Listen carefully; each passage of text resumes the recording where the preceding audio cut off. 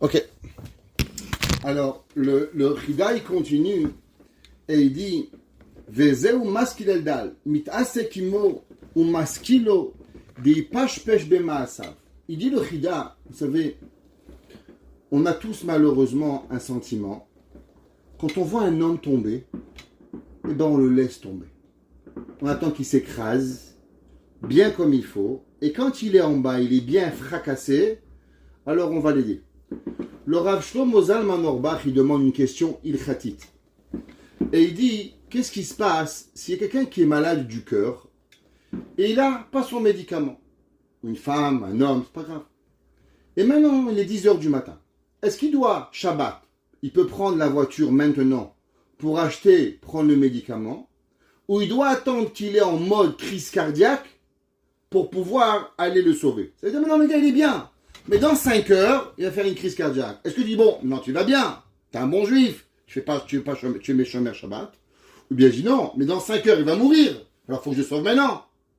Il dit, le Rav Shlomo Zalman, nous avons l'obligation de faire tout ce qui est en mode pouvoir, qu'une personne ne fasse pas une crise cardiaque, qu'une personne ne tombe pas malade, qu'une personne va rester en bonne santé. Ça fait partie des lois de Shabbat, de Kippour et ainsi de suite. Il dit le Chida, qu'est-ce que ça veut dire? Ashrei maskil eldal. Heureux la personne. Quand nous voyons un homme, une femme, qui fait une action, que malheureusement on voit que l'action elle va tomber. On voit que la madame elle va, ou le monsieur elle va s'effondrer. Pourquoi tu dis rien? Pourquoi tu dis, c'est pas madame, des tzedlaïm, ça amène la pauvreté, pas de natzdaka, pas mettre de mezouza, fait Shabbat, fait kashrut. Il dit l'homme intelligent, qu'est-ce qu'il fait? Il essaye de prévenir les personnes pour ne pas qu'ils vont venir et qu'ils vont tomber. Im yesh bahem davar shemevidaniut vekaotze darshu bazoa kadosh lefidako shepirshu bechole vaedeze shava ani bitshuva.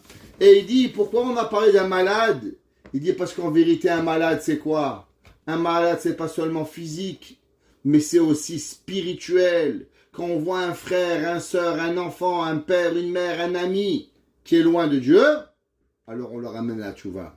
Venitzol mina aniut, velaze sheiskilu veitzilu me aniut, mida keneged mida beyomra yemaetu Hashem. Et il dit, pareil, quand toi, tu as sauvé ton ami de la pauvreté. C'est quoi la pauvreté? Vous savez, la Gemara dit que la pauvreté, c'est la mort. Un homme qui n'a pas de quoi nourrir sa famille, vous l'avez tué. Eh bien, celui qui vient et qui va donner des halachot et qui va enseigner à ses amis, à ses frères, à sa famille, comment ne pas tomber dans la pauvreté et de rester avec la Torah physique et spirituelle, ça veut dire, comme j'ai expliqué, d'apprendre à faire des tzedem correctement, qui va devenir riche, ne pas marcher sur du pain par exemple, quand vous coupez le pain, faire attention aux miettes, ne pas les écraser. Tout cela, ce sont des actions que l'on fait pour ne pas malheureusement devenir pauvre. Si toi tu t'occupes du physique de ton ami, dit le Chida, alors toi aussi quand tu vas arriver à un problème, Dieu préserve, Dieu il te sauvera la vie. Pourquoi? Parce que toi en lui donnant la parnassa, tu viens de lui donner de la vie. Un homme qui a de quoi nourrir sa famille, il a de quoi nourrir sa femme, ses enfants, les amener en vacances. C'est la vie, c'est la joie à la maison. Toi, tu leur donnes la joie. Dieu, il te redonne la joie. Dans son deuxième commentaire, le Chida dit, Piresh besef eretz chaim, she'amaskil leyetzer atov, shenikra dal. Il dit, c'est qui le pauvre, c'est qui le riche. Vous savez, quand vous voulez quelque chose de gratuit dans la vie, le Chida dit, c'est rarement les bonnes choses. Tout ce qui est gratuit, c'est souvent les bêtises. Mon père me dit, mon fils, si on te donne tout ce qui est trop beau, fais attention, ça ne marche pas. Donc le Yetzer Hara, il s'appelle le riche. Le Yetzer Hatov, il s'appelle le pauvre. Yetzer Hatov, il est pauvre, rappelez-vous. Ok? Alors, c'est quoi Ashrei maskil eldal? Heureux la personne qui donne aux pauvres. C'est qui le pauvre? Il dit le Chida, dans son deuxième commentaire, Chomot Enecha, il dit c'est le Yetzer Hatov. Et il dit c'est que c'est marqué dans Kohelet, Yeled mesken vechacham. Shlomo HaMelech, il appelle l'enfant pauvre mesken. C'est ce que c'est meskin. Comme ça, qui connaît rien. Pourquoi? Shechochmato ou sheyanav. Parce qu'en vérité, l'intelligence du Yetzerator, il veut faire croire qu'il est bête. Il veut faire croire qu'il sait rien, pour qu'il soit dans l'humilité. Et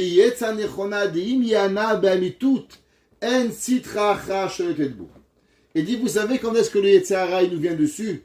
C'est simple. Gava, il te mange. Anava, pourquoi? Parce que le Yetzerara il dit, mais qu'est-ce qu'il est celui-là? Il est rien.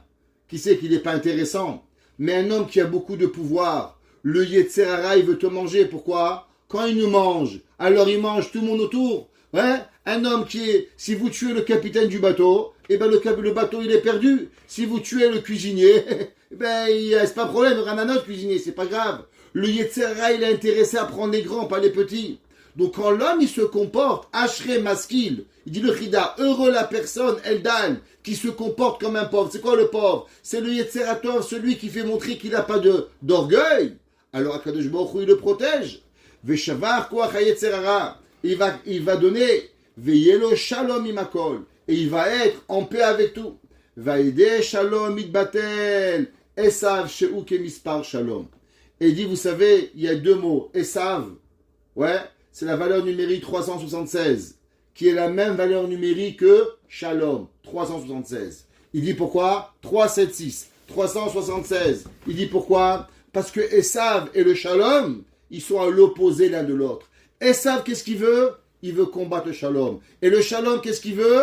Lui, il ne peut pas aller avec Esav. Donc quand l'homme, il est dans l'humilité, alors automatiquement, il va avancer. Mais l'homme qui est dans la gava, alors il enlève le Shalom. C'est quoi le Shalom? Le Shalom, c'est quand la personne, elle se prend pour trop. Elle veut trop manger, trop boire, trop prendre de place. Quand tu prends trop de place, il n'y a plus de Shalom. Le Shalom, c'est pas la paix. Shalom, c'est savoir sa place. Et quand l'homme, il sait plus sa place, l'homme, l'humain, alors automatiquement, il est perdu. Et c'est que c'est marqué, Kimivatel Xero Draot, Vezeu Biyom Ra'a Yemaetu Hashem. Et dit le Chida, tu sais c'est quoi? Pourquoi on va voir un rabbin? Pourquoi qu'on a un problème dans le rabbin? Qu'est-ce qu'il a à voir le rabbin avec le bon Dieu? Il dit c'est simple. Parce que celui qui a l'humilité, alors c'est lui que Akadosh Baruch Hu, il va écouter. La Gemara raconte qu'il y avait un jour deux rabbins. Un qui s'appelle Rabbi Eliezer, un qui s'appelait Rabbi Akiba. Et la Gemara dit qu'il y avait Shnat Batsoret. Il n'y avait pas plu en Israël. La pluie venait pas. Alors ils ont fait un jour de prière. Et Rabbi Eliezer, il est descendu. Et il a prié pendant des heures et des heures et des heures et des heures. Et la pluie, elle n'est pas venue. Rabbi Akiba, à l'époque, la Teva était en bas. Il y avait les gens en haut. Et la Teva était en bas. Rabbi Akiba est descendu. Et il a délacé sa première sandale. Dès qu'il a délacé la sandale, les nuages sont venus. Dès qu'il a enlevé la sandale, boum, les nuages, la pluie, elle est venue.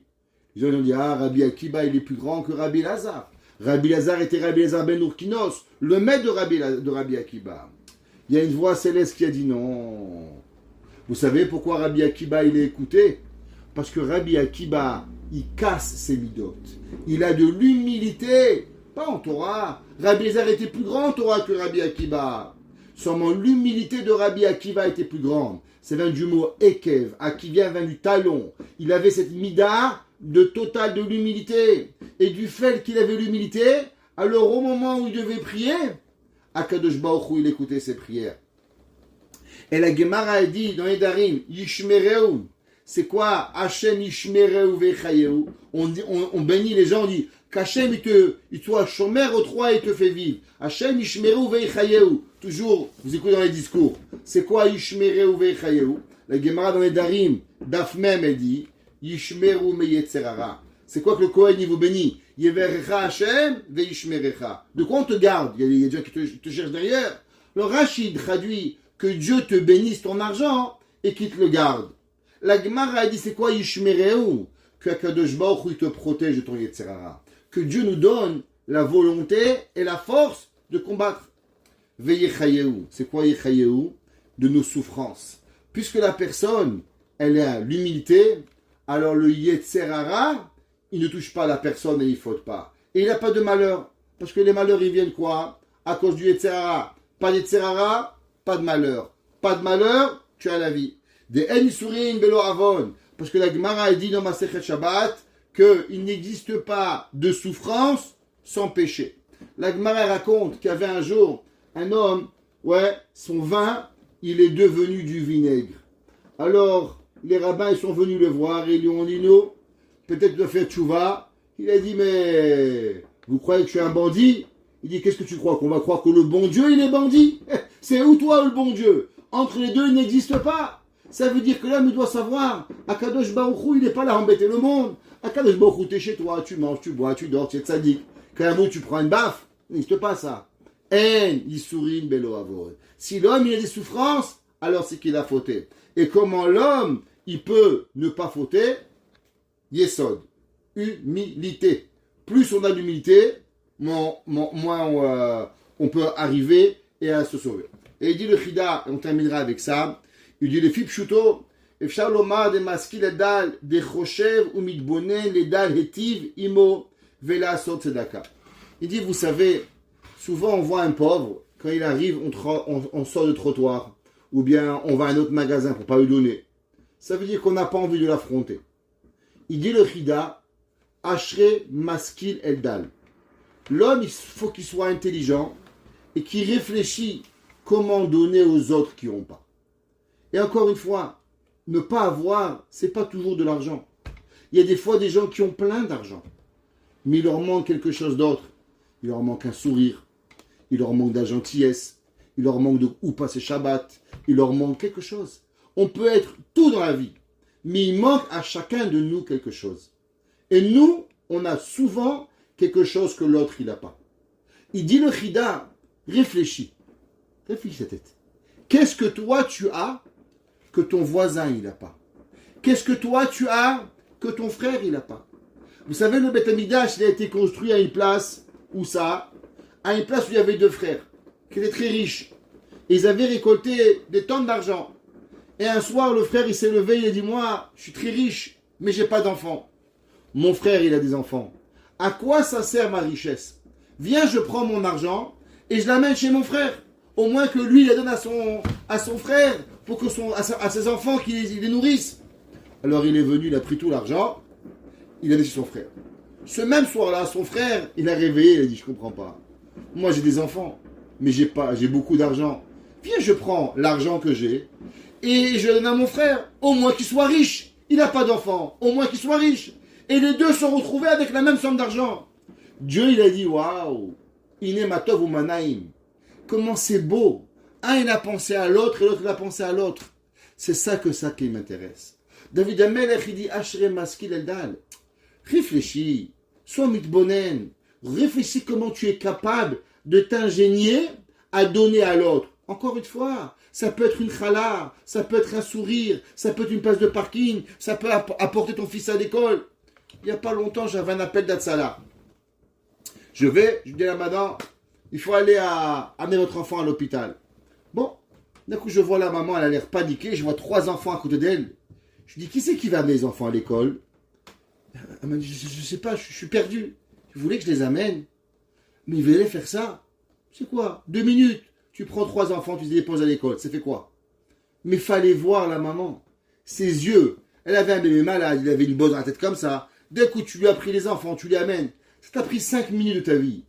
Mais ces 5 minutes, ils lui ont donné un sourire pour 20 ans. Ashre maskil eldal. On a tous dans notre journée quelque chose, dit le Chida, pour donner la vie à l'autre.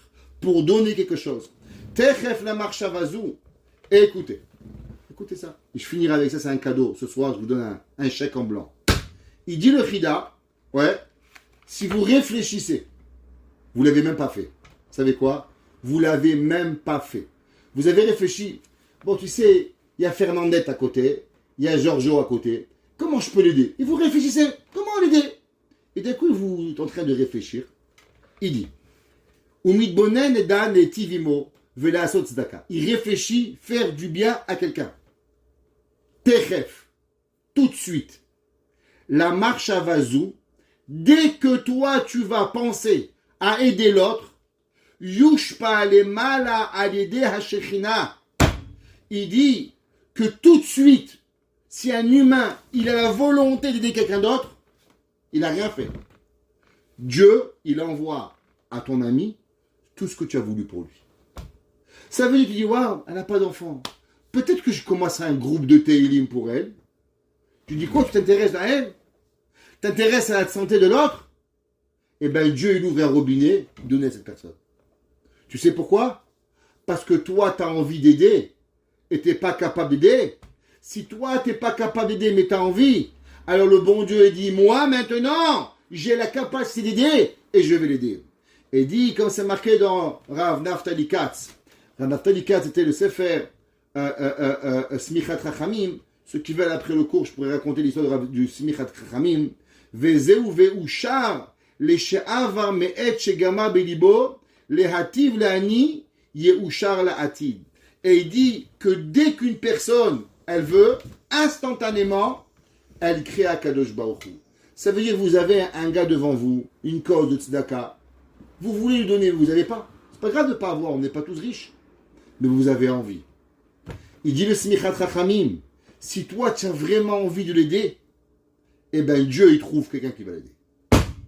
Toi tu veux quelque chose, à ce moment-là, Akadosh Baruch Hu il fait que ça va. Et c'est marqué, Ashrei Maskil Eldal. Pourquoi il est intelligent? Parce que l'homme il sait qu'en vérité, c'est suffisant de vouloir aider, que moi, Kadosh Baruch Hu, de lui-même, il va déjà donner et pouvoir donner à la personne, et il va être heureux, et il va lui donner, et à Kadosh Baruch Hu, il va le nourrir, aller Rejderai, Kol Mishkavo, Afarta Becholio. Et David Amelech est dans le verset d'Alet, que Kadosh Baruch Hu, il va lui enlever toute la maladie.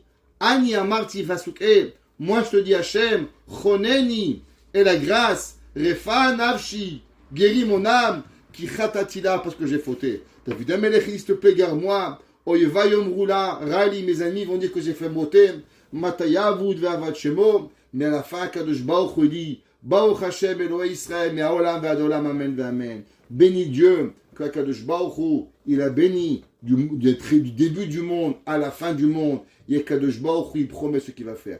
Et on vient de finir le 41e chapitre, qui est le premier livre de Teilim. Baruch Adonai Leolam. Amen ve'amen.